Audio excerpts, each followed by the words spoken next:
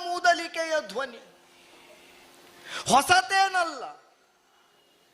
ಆದರೆ ಇಂದಿನ ಈ ಸ್ಥಿತಿಯಲ್ಲಿ ಅತ್ಯಂತ ಭಯಾನಕವಾಗಿ ಅಂತರಂಗದಲ್ಲಿ ಪರಿಣಾಮವನ್ನು ಕೊಡುವುದಕ್ಕೆ ತೊಡಗಿದ್ದು ಸತ್ಯವೇ ಹೌದು, ಪ್ರಾಮಾಣಿಕವಾಗಿ ಒಪ್ಪಬೇಕಾದದ್ದು. ಇಲ್ಲದಿದ್ದರೆ ಅವನ ಧ್ವನಿಗೆ ಮಾರ್ತನಿಯನ್ನು ನುಡಿಯುತ್ತ ಅಲ್ಲಿ ಸೋಲೋ ಗೆಲುವು ಎಂಬುದು ಪ್ರಶ್ನೆಯಲ್ಲ. ಸೋಲು ಗೆಲುವು ನಿರ್ಣಯ ಆಗುವುದು ಪ್ರಾಣ ಹೋದ ಮೇಲೆ ಎಂಬ ಭಾವದಲ್ಲಿದ್ದ ನನಗೆ ಪ್ರಾಣ ಉಳಿಸಿಕೊಳ್ಳುವುದಕ್ಕೆ ಬೇಕಾಗ ಆವರಿಸಿದ ಭಯ ಅಲ್ಲ ಇದು. ಹಾಗಾದರೆ ಆ ಧ್ವನಿಗೆ ಪ್ರತಿಧ್ವನಿಯಿಂದ ಉತ್ತರ ಕೊಡುವ ಆ ಸಾಮರ್ಥ್ಯ ಅಂತರಂಗದಲ್ಲಿ ಕ್ಷಣದಿಂದ ಕ್ಷಣಕ್ಕೆ ಕುಸಿಯುತ್ತಿರುವುದನ್ನು ಅನುಭವಿಸುತ್ತಿರುವ ಧ್ವನಿ.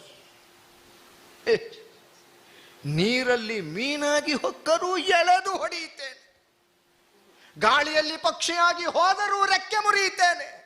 ಅಲ್ಲ, ಮತ್ತೆ ಬದುಕುವ ಇಚ್ಛೆಯಿಂದ ಜನನಿಯ ಗರ್ಭವನ್ನೇ ಸೇರಿದರು ಗರ್ಭ ಸೀಳಿ ಹೊರಗೆಳೆದು ನಿನ್ನನ್ನು ಬಡಿಯುತ್ತೇನೆ.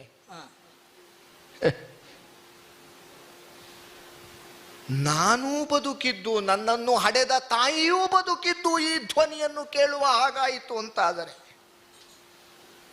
ನಾ ಕೇಳಿ ಅರಗಿಸಿಕೊಳ್ಳುವುದು ದೊಡ್ಡದಲ್ಲ. ನನ್ನನ್ನು ಹಡೆದ ತಾಯಿಯ ಕಿವಿಗಳು ಈ ಧ್ವನಿಯನ್ನು ಕೇಳಿದರೆ ಎಂತಹ ಸಂಕಟವನ್ನು ಅನುಭವಿಸಿ ಆಯಿತು. ಇಲ್ಲ, ಇದಕ್ಕೆ ಮಾರ್ನುಡಿಯುವ ಧ್ವನಿ ಇಲ್ಲ.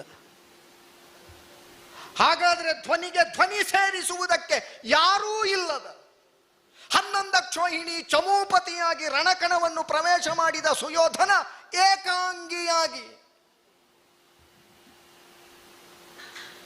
ದಿಕ್ಕು ದೆಸೆಗಳನ್ನು ನೋಡುತ್ತಾ ಯಾವುದು ಯಾವ ದಿಕ್ಕು ಗುರ್ತಿಸುವುದಕ್ಕೆ ಅಸಾಧ್ಯವಾಗಿ ಹೋಗಿದೆ.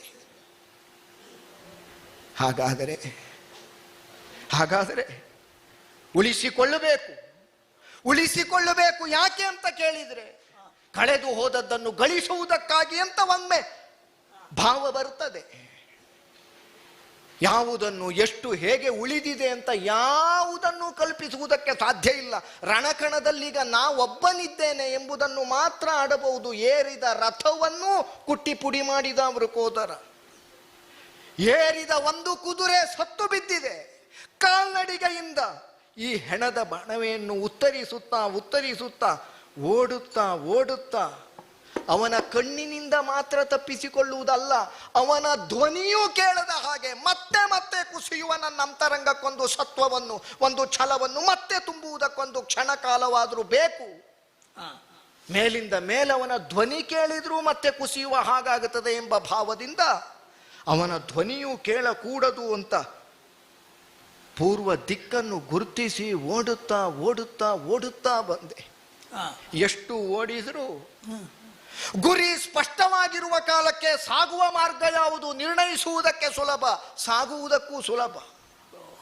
ಆದರೆ ಈಗ ಮಾರ್ಗ ಅಲ್ಲ, ಮಾರ್ಗವೇ ನಿಂತ ನನ್ನನ್ನು ಕೊಂಡೊಯ್ಯಬೇಕಾದಂತಹ ಸ್ಥಿತಿ. ಮಾರ್ಗ ಎತ್ತ ಸಾಗುತ್ತದೋ ಅತ್ತ ಎಂಬ ಕಾರಣದಿಂದ ಉಳಿಸಬೇಕು, ಬೆಳೆಸಬೇಕು, ಮತ್ತೆ ಗಳಿಸಬೇಕು. ಹೌದು, ಯಾರೂ ಇಲ್ಲದ ಈ ಸ್ಥಿತಿಯಲ್ಲಿ ಎಷ್ಟು ದೂರ ಓಡಿದ್ರು ಮತ್ತೆ ನಾ ಗಳಿಸುವುದಕ್ಕೆ ಯಾರಿದ್ದಾರೆ ಅಂತ ನೋಡಿದ್ರೆ ಈಗ ನನ್ನ ಜೊತೆಯಾಗಿರುವುದು ಒಂದು ಮಾತ್ರ.